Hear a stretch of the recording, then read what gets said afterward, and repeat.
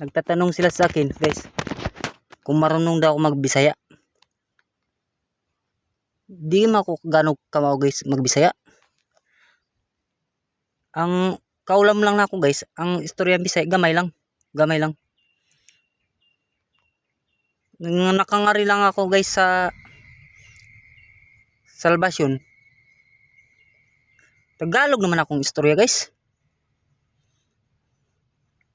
Lisod yung istorya kay Bisaya na alos way kay istorya Bisaya.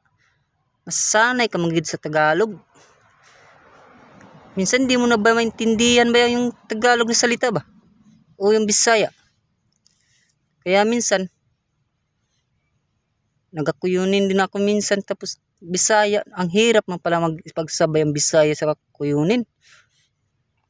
Kaya ang ginagawa ko, nagtagalog lang ako. Tapos kung may nag-istorya sa akin ng Bisaya, little lang Bisaya ang binabanggit ko. Hirap talaga na cross ang lingwahe mo. Minsan kuyunin, Tagalog, Bisaya, Ilonggo. Halo-halo naman, guys, akong istorya, guys. Kaya sura, guys, sobrang talino, guys. Hirap. Nagpapatanong pala sa akin yan kung marunong akong Bisaya. Ito, marunong ako.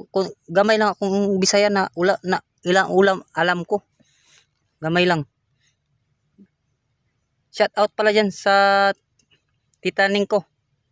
Dyan sa Montalban. Titaning, Katamura. Shout out pala sa'yo dyan. Ito na, sinasabi ko sa'yo. Mag-ingat ka dyan.